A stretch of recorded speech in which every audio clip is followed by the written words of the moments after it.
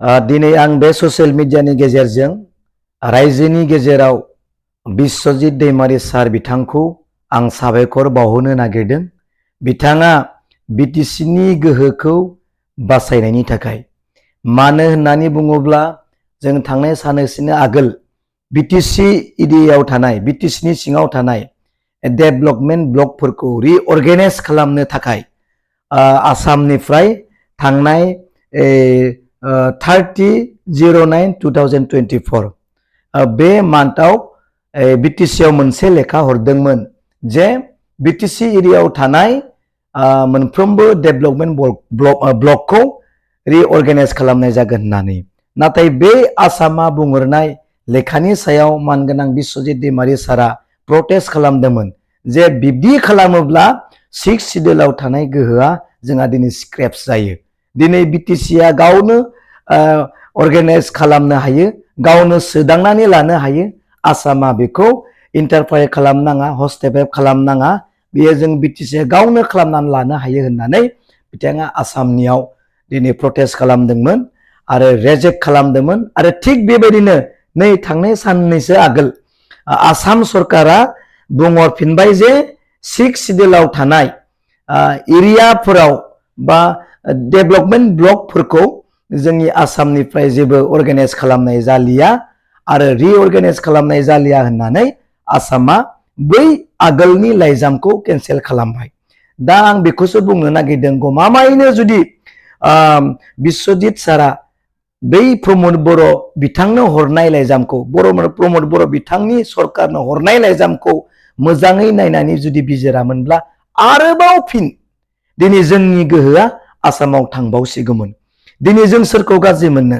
दिनै मानगोनां प्रमद बर'आ मोनथिनानैबो मोनथियै बायदि, बेजों थाग्राफोरा इन्टेलेक्सुवेलफोरा गिदिर गिदिर नेताफोरा दिनै मोनथिनानैबो मोनथियै बायदि आसामनि आखायाव जोंनि गोहोआ मोनसेनि उनाव मोनसे, सानसेनि उनाव सानसे, सानफा सानफा बिदिनो जोबलांगासिनो दङ।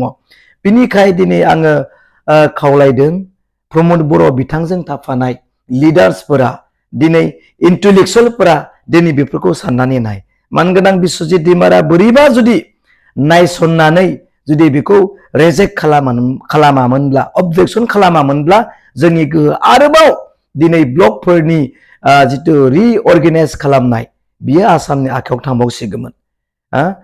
बेयाव माबा होननानै बुंदों, बे माबाखौहाय डिस्ट्रिक्ट लेभेल कमिटि होननानै बुंदों। बे डिस्ट्रिक्ट लेभेल कमिटियाव जोंनि MCLA EM मानगोनां प्रमद बर'आ जेबो मेम्बार गैयामोन। बेनिखायनो आसामासो बेखौ सालायगौमोन। दा दिनै आं बिनि गेजेरजों आं बुंबावनो सानो, बिश्वजित दैमारी सार, नोंथाङाबो साननानै नायदो, नोंथाङाबो बुजिदो, हाग्रामा महिलारिया बे बिटिसिआव गोहोआव गैयिनिफ्रायनो मोनसेनि उनाव मोनसे, सानसेनि उनाव सानसे, सानफा सानफा बिटिसिनि गोहोआ दिनै गोमालांगासिनो दङ। दिनै सोरखौ गाज्रि मोननो? आसामखौ गाज्रि मोननो ना प्रमद बर'खौ बिथांखौ गाज्रि मोननो?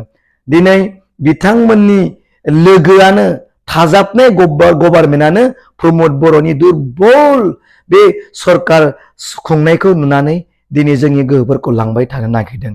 बेनिखायनो बर' रायजो राजाखौ खावलायदों, जोंनि गोहोआ जेन बे प्रमद बर' बिथांनि राजनितिक दैदेननाय बे सरकारनि समाव जेन जोबस्राङा, बेनि थाखाय लिडार्सफोरा जेन सांग्रां जानानै थायो।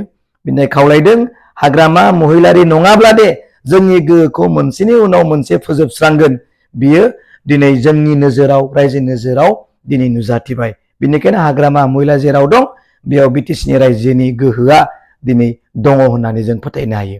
Thank you.